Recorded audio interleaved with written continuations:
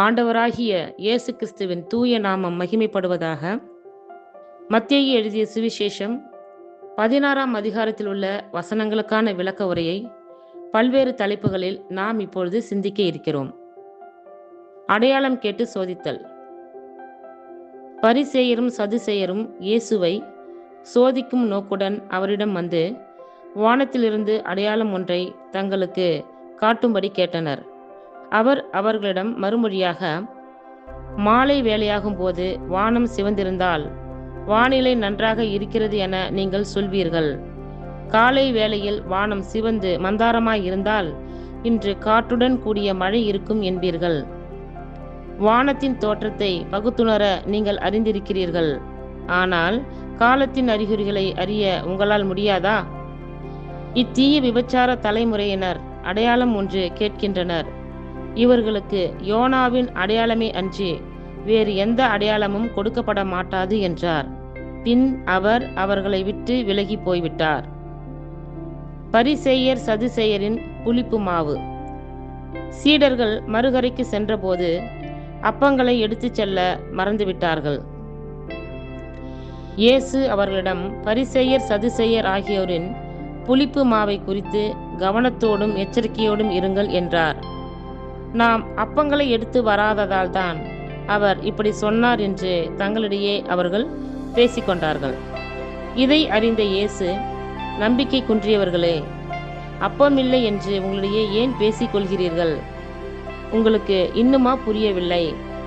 நான் 5000 பேருக்கு பகிர்ந்தளித்த 5 அப்பங்களை பற்றி நினைவில்லையா?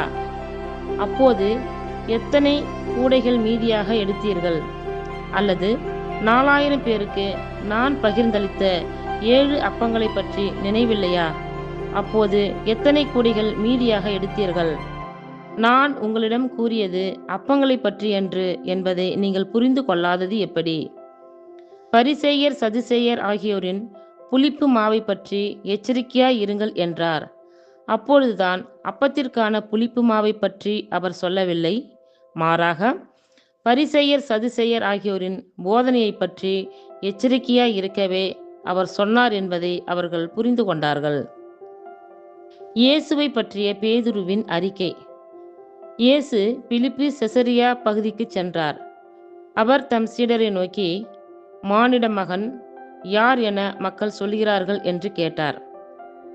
அதற்கு அவர்கள், சிலர் திருமுழுக்கு யோவான் எனவும், வேறு சிலர் எலியா எனவும், மற்றும் சிலர் எரேமியா அல்லது பிற இறை வாக்கினருள் ஒருவர் எனவும் சொல்கின்றனர் என்றார்கள். ஆனால் நீங்கள் என்னை யார் என்று சொல்லுகிறீர்கள் என்று அவர் கேட்டார். சீமோன் பேதுரு மறுமொழியாக, நீர் மெசியா, வாழும் கடவுளின் மகன் என்று உரைத்தார். அதற்கு இயேசு, யோனாவின் மகனான சீமோனே, நீ பேறு பெற்றவன். ஏனெனில் எந்த மனிதரும் இதை உனக்கு வெளிப்படுத்தவில்லை. மாறாக விண்ணகத்தில் உள்ள என் தந்தையே வெளிப்படுத்தி உள்ளார். எனவே நான் உனக்கு கூறுகிறேன், உன் பெயர் பேதுரு.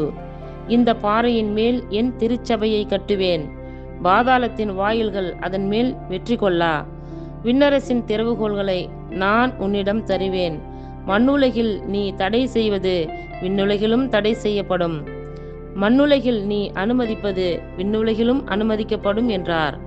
பின்னர் தாம் மெசியா என்பதை எவரிடமும் சொல்ல வேண்டாம் என்று இயேசு சீடரிடம் கண்டிப்பாய் கூறினார். இயேசு தம் சாவை முதன்முறை முன்னறிவித்தல். இயேசு தாம் எருசலேமுக்கு போய் மூப்பர்கள், தலைமை குருக்கள், மறைநூல் அறிஞர்கள் ஆகியோரால் பலவாறு துன்பப்படவும் கொலை செய்யப்படவும் 3ஆம் நாள் உயிருடன் எழுப்பப்படவும் வேண்டும் என்று தம் சீடருக்கு அந்நேரம் முதல் எடுத்துரைக்க தொடங்கினார். பேதுரு அவரை தனியே அழைத்து, ஆண்டவரே, இது வேண்டாம், இப்படி உமக்கு நடக்கவே கூடாது என்று கடிந்து கொள்ள தொடங்கினார்.